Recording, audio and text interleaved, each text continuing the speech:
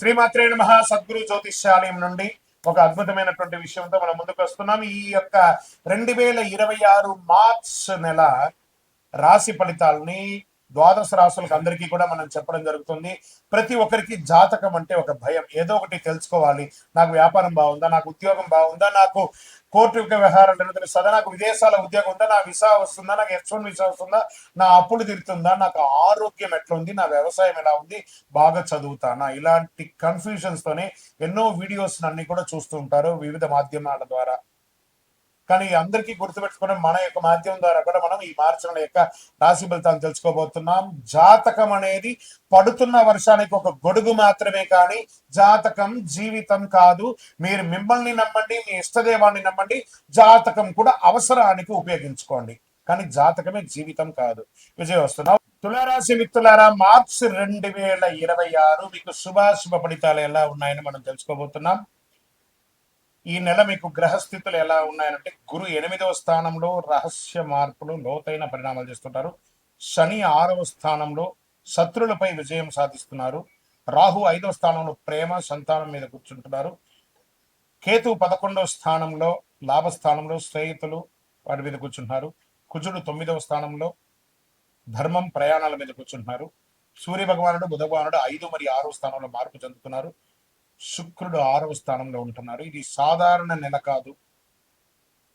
తులారాశి మిత్రులారా, మీ సమతుల్యత కోల్పోతే సమస్యలు, నిలబెట్టుకుంటే విజయం.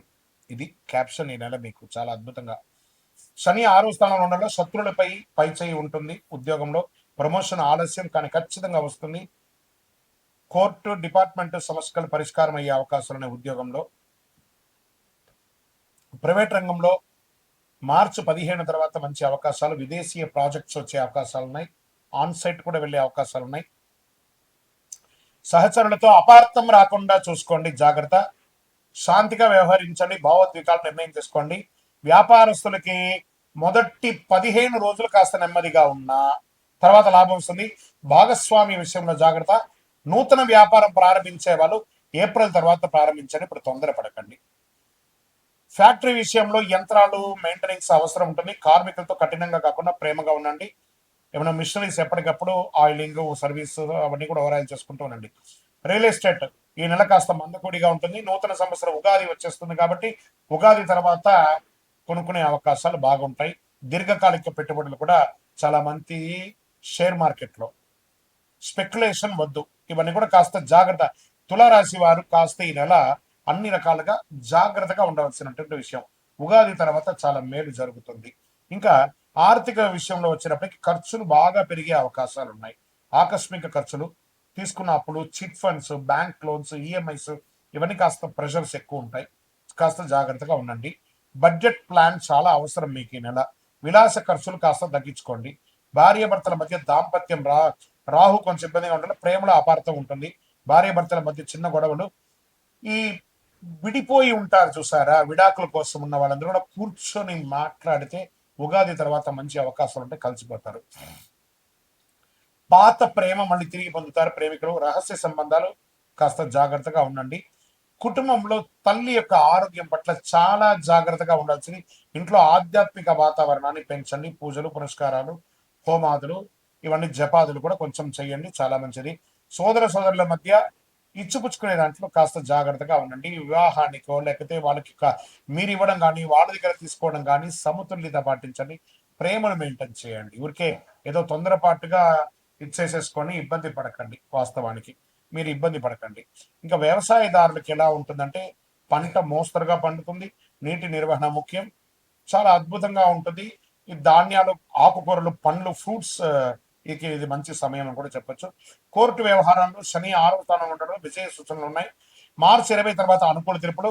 మధ్యవర్తిత్వం మంచిది దీనికి. ఇంకా విద్యార్థులు పోటీ పరీక్షలు కఠినంగా ఉంటారు కానీ విజయం సాధిస్తారు. విద్యార్థులారా, విదేశీ విద్యా యోగం, ఐటీ, లా, బ్యాంక్ సెక్టార్స్, తర్వాత సివిల్స్ రంగంలో ఉన్న వాళ్ళు, ఉద్యోగస్తులు ఉన్న వాళ్ళకి చాలా అద్భుతంగా ఉంటారు. రోజు 15 నిమిషాలు ధ్యానం చేయండి. ఫస్ట్ రాత్రి ఆలస్యంగా పడుకోవడాన్ని నియంత్రించండి.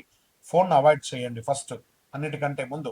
ఇంకా మీరు ఆ, కొన్ని ఆ, ఇబ్బందులు పడుతుంటారు చూస్తారా, ఆర్థికమైనటువంటి ఇబ్బందులు, లేకపోతే షూరిటీ సంతకాలు పెట్టుంటారు, అవన్నీ జాగ్రత్త. లేదా కొత్తగా షూరిటీ సంతకాలు ఎవరైనా అడిగితే సారీ అని చెప్పి సున్నితంగా తిరస్కరించండి. ఈ రోడ్ సైడ్ ఫుడ్ ఉంటుంది చూస్తారా, వాటిని అవాయిడ్ చేయండి ఫస్ట్. అవన్నీ మంచిది కాదు. ఆ వాటిని కంపల్సరీ మీరు అవాయిడ్ చేయవలసినటువంటి సమయం. యోగా, ప్రయాణం మంచిది. తేలికపాటి ఆహారం తీసుకోవడం మంచిది. చర్మ సమస్యలు వచ్చే అవకాశాలు ఉన్నాయి, ఇవన్నీ కూడా జాగ్రత్త పడి. కడుపు సమస్యలు అంతా కూడా అవకాశాలు ఉన్నాయి. తేలికపాటి ఆహారాలు తీసుకోండి. ఇంకా మీకు శక్తివంతమైనటువంటి పరిహారం ఏమంటే చండీ సప్తసతి పారాయణం చేయండి. అమ్మవారి దేవాలయానికి వెళ్ళండి. మీ వయస్సు ఎంత ఉందో అన్ని దీపాలను మీ ఇష్టదైవంలో వెలిగించండి. నెలకొక్కసారిన నవగ్రహాలకి 19 ప్రదక్షిణాలు చేయండి. అవకాశం ఉంటే ప్రతిరోజు లేదా ప్రతి మంగళవారం, ప్రతి శనివారం చేయండి. అమ్మవారి ఆలయాల దర్శనం చేయండి. తెల్ల పూలతో అర్చన చేయండి. పేద బాలిక బాలకులకి వస్త్రాలు ఇవ్వండి. పుస్తకాలు, పెన్సిల్ ఇవ్వండి. చాలా అద్భుతంగా ఉంటారు. అదృష్ట సంఖ్య 6 మరియు 9. అదృష్ట రోజు శుక్రవారం. అదృష్ట రంగు తెలుపు మరియు గులాబీ రంగు మీకు చాలా కలిసి వస్తుంది. అదృష్ట దిక్కు పడమర దిక్కు చాలా కలిసి వస్తుంది. కరెక్ట్గా చెప్పాలి అని అంటే కూడాను తులరాశి వారికి మీ కోపాన్ని నియంత్రిస్తే విజయం, మీ ఆలోచించి మాట్లాడితే గౌరవం. ఈ నెల మీలో నిజమైన శాంతిని కాపాడుతుంది. శుక్రుడి కృప మీకు కావాలి అని అంటే మీ యొక్క లక్ష్యాన్ని పెట్టుకొని ఇంట్రాస్పెక్ట్ చేయండి. ప్రతిరోజు మీరు ఎలా ఉండాలి అని ప్రోగ్రామింగ్ చేసుకొని చేయండి. మీ ఇష్టదైవ దేవాలయంలో దీపం వెలిగించండి. మీ యొక్క వ్యక్తిగత జాతకం కోసం మా దగ్గర అపాయింట్మెంట్ తీసుకోవాలనుకుంటున్నారా?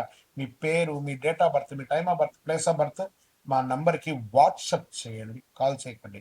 ఇంకను నెక్స్ట్ ఇంకా గొప్పగా ఉండాలి అనుకున్న వాళ్ళకి అతి శక్తివంతమైన ఒక 48 రోజులు మన దేవాలయంలో పూజ చేసినటువంటి కరుంగాలి మాలను ధరించండి. ఆ కరుంగాలి మాలను ధరించండి. అద్భుతమైనటువంటి అనుగ్రహం పొందండి. ఆయురారోగ్యంగా ఉండండి.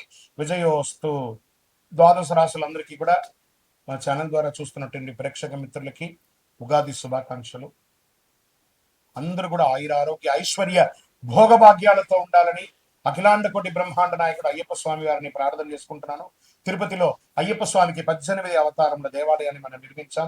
జీవకోణ అనే ఒక ప్రాంతంలో బ్రహ్మశ్రీ డాక్టర్ చంద్రబలి గురుస్వామి గారి ఆధ్వర్యంలో. మీరు తిరుపతికి వచ్చినప్పుడు, కుటుంబంతో వచ్చినప్పుడు తిరుమలకు ఎలా దర్శనం చేసుకుంటారు?